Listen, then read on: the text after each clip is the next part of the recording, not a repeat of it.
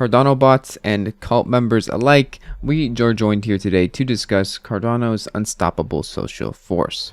If you've been around crypto for any amount of time, likely you've came across Cardano on social media, especially on Twitter, just showing how powerful and how many active people there are even in a bear market. In today's video, I want to go over just some examples of these bear market conditions and how active Cardano's community is, and also explain why I think it is that way. First of all, though, the most social form of Cardano is the fact that its staking, proof of stake system, uses social consensus to delegate to people to decide who is going to mint the blocks for the blockchain. And if you want to help Jack mint some blocks and earn passive ADA on your ADA, you can stake with the Jack stake pool. Now, in general, crypto right now, just to look at it briefly, it's doing okay. We're up a bit. It's not going to load, so we're not even going to look at it. We'll come back to this, but essentially, on Twitter, there's lots of examples of Cardano's presence, but recently, the most recent one we have here is from Farouk, or however you say their name, and Cardano is winning the poll here. Cardano pretty much wins every poll on social media. It's a bit weird,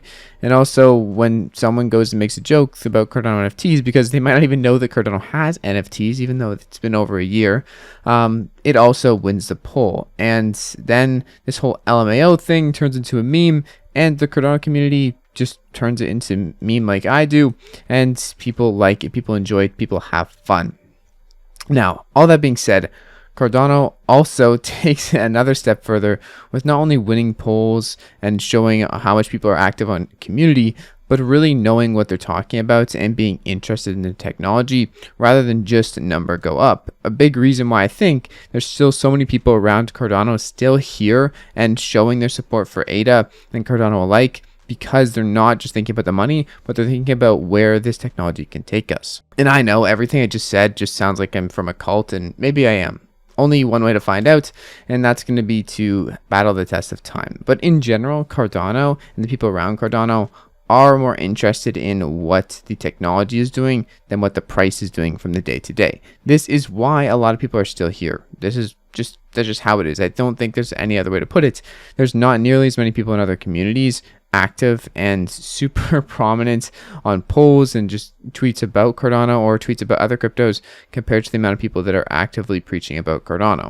Whether or not Cardano is the biggest Ponzi scheme of all or not is also something we're going to have to wait to see the test of time.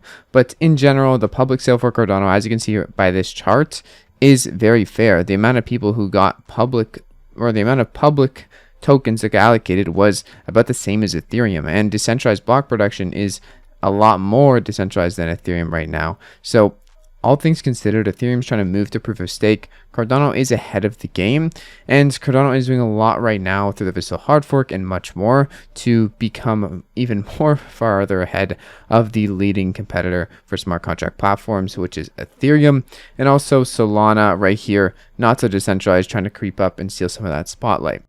Now, the reason I called Cardano's social force unstoppable is because we are in a bear market now. Things are very, very dark and gloomy, and yet we still see crazy amounts of activity on polls and tweets alike from the Cardano community. Now, I'm not here to say that the Cardano community is the only community and Cardano is the only blockchain. I still do want Ethereum to succeed and many other blockchains, and I think that many other blockchains also give a great reputation or give a great efforts to make something worthwhile in the blockchain space. Cardano's not going to be the end all be all. There's going to be multiple chains in the future that do different things and have specialties, but to me, Cardano is the one that I'm invested in. That's what I make videos on, so that's the one we're going to be talking about most of the time, pretty much all the time.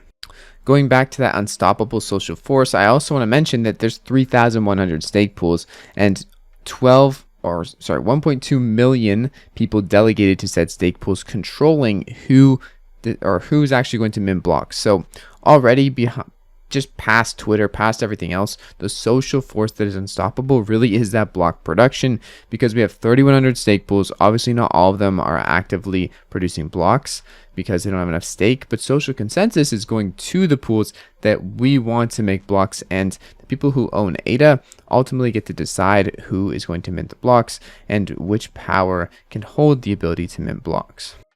So that part is a major part of just Cardano's social aspect. I think that brings a lot more communication, a lot more technology discussion, and decentralization discussion, because inherently what you do with your ADA does matter, and it can affect the overall health and being of Cardano. That's pretty much it for today's video. I just wanted to go over a few examples of Cardano doing great. I know things are, a little bit dark, gloomy as always in the bear market, so figured I'd make a video even if it's not that informational or full of things. But anyways, I'll see you guys in tomorrow's video. It's been your friend Jack. Peace out.